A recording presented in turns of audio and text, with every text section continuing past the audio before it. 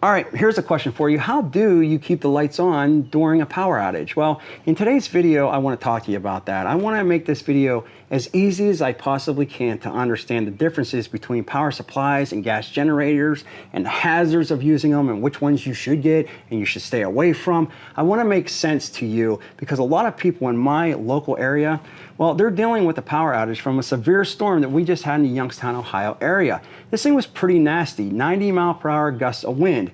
And I know people in Texas, in Kansas, in Oklahoma, and Missouri, they're saying 90-mile-per-hour wind gusts.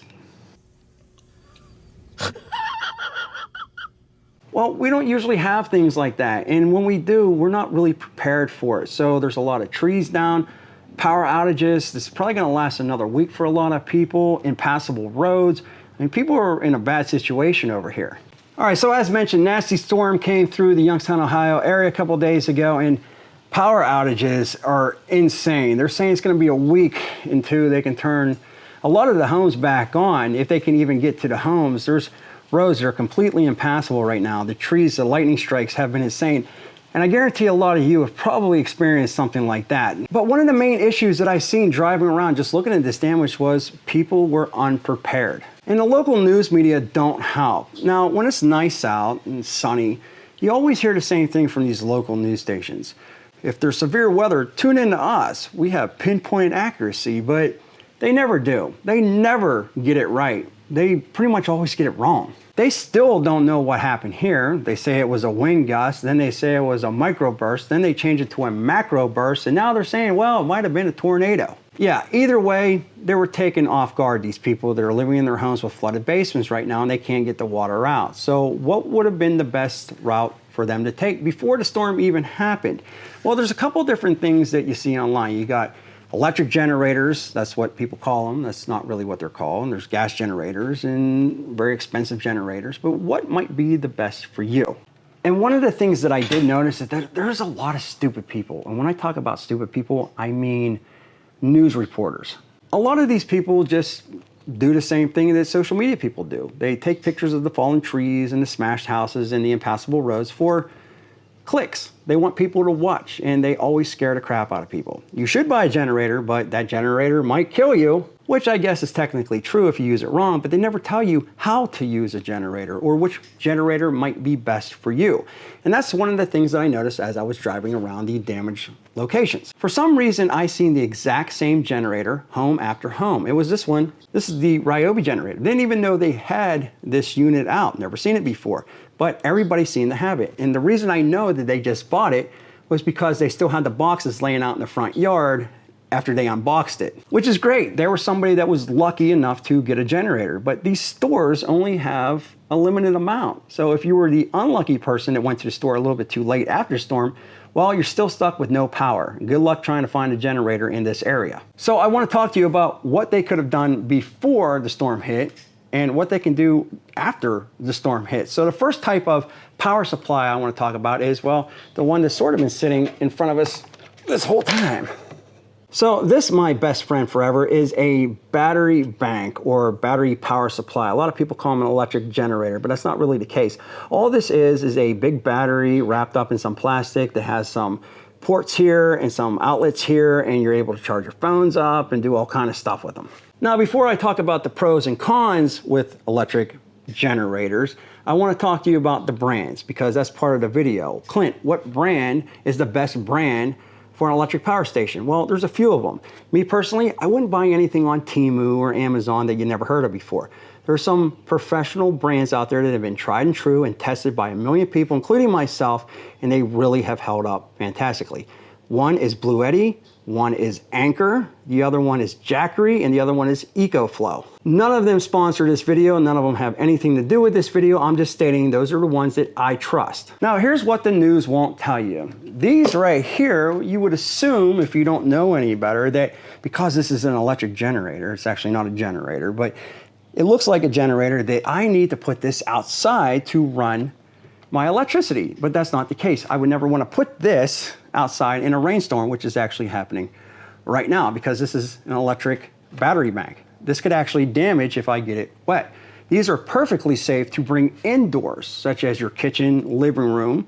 There's no noxious gas coming out of this box. There's no noise that comes out of this box other than possibly a fan if this thing starts to overheat. But they are really, really great portable power solutions. One of the main issues with the power outage is loss of power to the refrigerator and freezer. It's fine after a few hours of a power outage, but a day, 2 days, 3 days, a week, your produce, your food, your meats, they're gone, they're spoiled, and you probably don't want to eat them.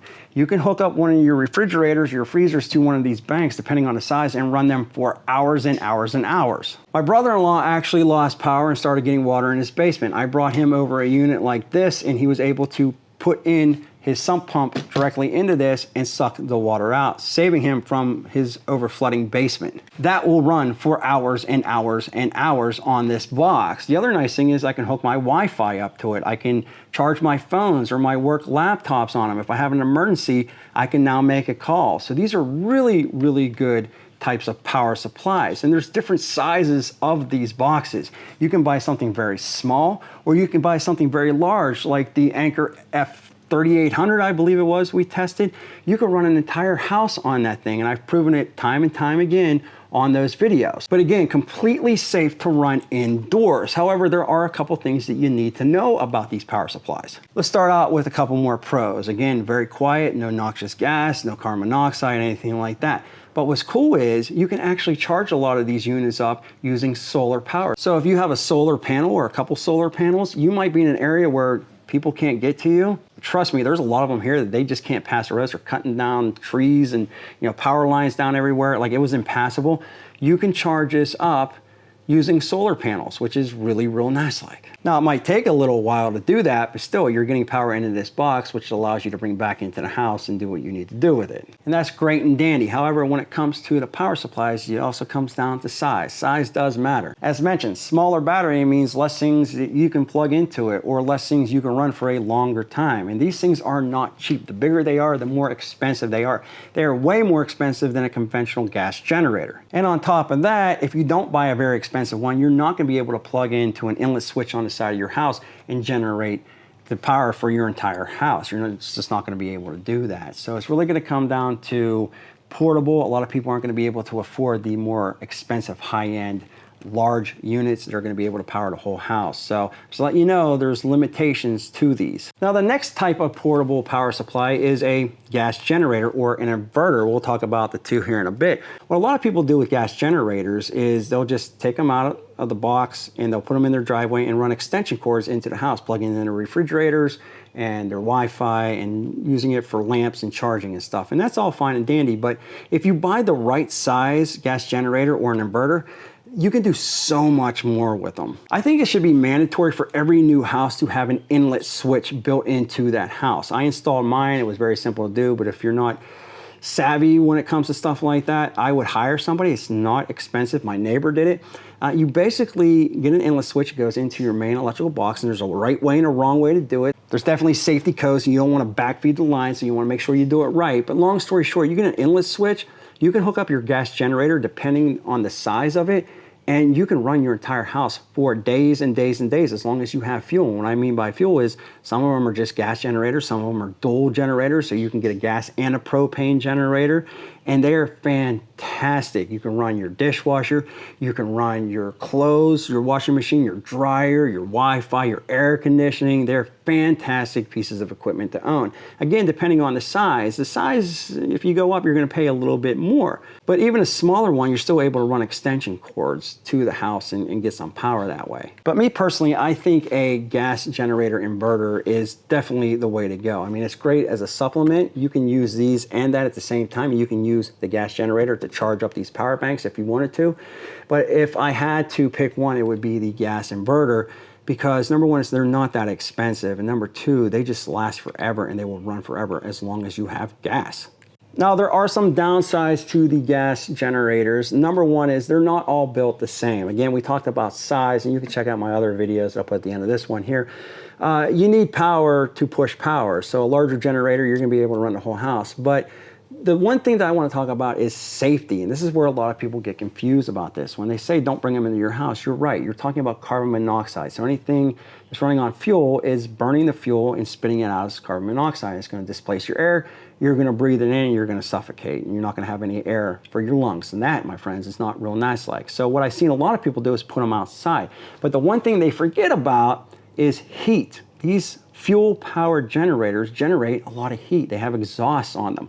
So I've seen a lot of generators up really close to a house, even though it was outside. It was too close to the siding, and I shouldn't laugh, but the exhaust pipe was blowing right on the siding. So what's gonna happen now is you're gonna melt your siding. So you want these things at least 15, 20 feet away from the inside of your home, away from the windows, because yeah, you're gonna be able to smell them if they're too close to your house. It will find a way in. And I'm just saying, sometimes they're really noisy. You might want to get one, pay a little bit extra money for a quiet inverter. How do I know if I'm getting a quiet generator? Well, it'll tell you in the description. So make sure you read the description. How many watts are you able to put out on this thing? What's the voltage on this thing? Is it quiet? Is it loud? Because if you get a loud generator, you're going to keep yourself up all night. You're going to keep your kids up all night. You're going to keep your neighbors up all night. It's going to be freaking loud. And there's another difference between a generator or an inverter. I would always 100% recommend the inverter generators. And there's a reason for that. So think about this, surging. A lot of times electronics such as your PCs, your laptops, if you get a lightning strike, it'll burn those out. It'll basically fry them. What happens is there's a surge of electricity that your computer's not able to handle. It fluctuates. If you see the lights dimming and then going back up and dimming and going back up, that's not good for your electronics. That's why there's surge protectors and all that stuff. A lot of cheaper gas generators, well, they're just pushing electricity into whatever you're trying to push it into. And sometimes there's surges. It'll, my sound effects are not great. However, the inverter will not do that. You hear sine wave technology and all that stuff. And basically what happens is it limits everything to one current. It's not going to overpower what you're plugged into. I'm trying to make this easy. I have a whole video on this, but long story short, they're a lot safer for your electronics if you buy the inverter. So long story short, if you can pay for the inverter generator, get that. If not, then get a regular gas generator and plug in your refrigerator and plug in your Wi-Fi. Just make sure that it's not in the house. Make sure that it's not in your garage. Make sure it's away from your windows. Make sure it's away from your siding so that heat's not blowing on. Some people got brick. I don't know what you do. I'm just telling you, there's heat coming out of these things. The next one up is, well, this is a very good unit. However, they're very mucho. I think it's muy. I don't know. I'm just saying they're expensive. You probably heard of Generac. You see the shills on the Weather Channel all the time saying, oh, you should get the Generac. I don't even know how they're allowed to do that, considering they're actually like reporters on there. They're getting paid by this company, but that's a whole different story. Long story short, the Generacs are pretty good. Basically what they are large systems that they put a concrete foundation down. Professionals come in, they install this generator, it hooks up to your house, and they feed a line in. It's usually natural gas or propane or whatever you're running. And then once the grid goes down, meaning there's an outage, these things automatically kick on. And then they start powering your house up. Now, there's good and bad when it comes to the Generacs that a lot of people don't talk about. The good is that they're very hands-off. If the power goes off, these things kick on automatically. My neighbor has one. They're not real loud, but you can still hear them. They sound like a generator. They're safe for your electronics. You got a phone app, so if you're away from the house, it'll alert you saying, hey, there's a power outage. I just kicked on. You know, they run tests every month, you know, making sure the system's good. But they're very freaking expensive, like 20-some grand. And even when you spend that much money on a system, you don't always get what you need for that system, meaning that he installed his Generac, but his AC kicked on and was tripping in the system. It was too powerful. So he had to spend more money on a soft start to put into that system. They should have told him that up front, but then they come back out and install it, and you had to put more money into it. You also need maintenance done on these, just like your ACs and your furnaces. You need somebody coming out and making sure that this thing is gonna operate for you the way it's supposed to operate. But if you do have the money and you don't want to deal with plugging things into your house or moving generators around or charging units or using solar, that might be the way to go, because as soon as the power goes out, these things turn on immediately. They do a fantastic job. And as soon as the power gets turned back on, they shut down. It's a whole house system that you don't have to really worry about. You just let it do what it needs to do. And I will tell you, you know, you do have to put it next to the house. They are larger systems. With a gas generator, you're just wheeling into the garage. It's out of sight, out of mind. These things here, you are going to see them on the back of your house, which they don't look bad. They put flowers and stuff around them. They look good. I mean, you don't even notice it. But if you're somebody that does not want another system outside their house, that might not be the way to go. But all in all, if you have the money, I would do that. I ain't got the money though. So long story short, let me wrap this up. There's a couple different goods and bads for each system. The battery banks, depending on what size you get, yes, they could run the whole house, but let's be honest, most of them are just portable and they're gonna charge up your electronics. You're gonna plug your refrigerator in, you're gonna get a few hours out of them and then they're gonna drain. And well, I mean, they're a good backup system for a short power outage. Anything longer, you might end up running into trouble with some of this stuff. Not to mention they are extremely expensive. They are not freaking cheap. The gas generator would probably be the way I would go. I love them. I think they work great. I would get the quiet inverter generator. You don't even hear them running on the lowest settings. They just do a really good job. They're easy to take care of. I would definitely make sure that you have gas ready to go, that it's not sitting in there for a year. You start those things once a month. Same thing with this. Make sure that it's at 50% charge at least. You don't want these things to drain down too much.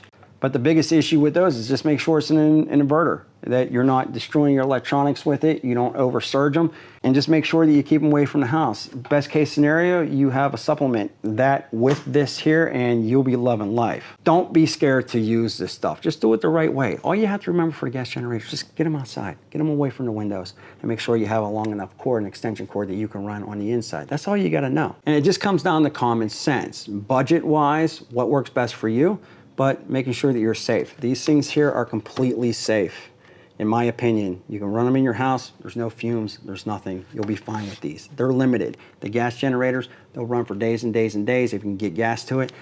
Just make sure it's away from the house. If you got the moolah, get the Generac. They're great systems, they're just not cheap. As for the name brands when it comes to the gas generators and inverters, the Predator, pretty good from Harbor Freight. However, that said, their starter switches, if they haven't fixed them, they're horrible. I don't know if they updated them or not.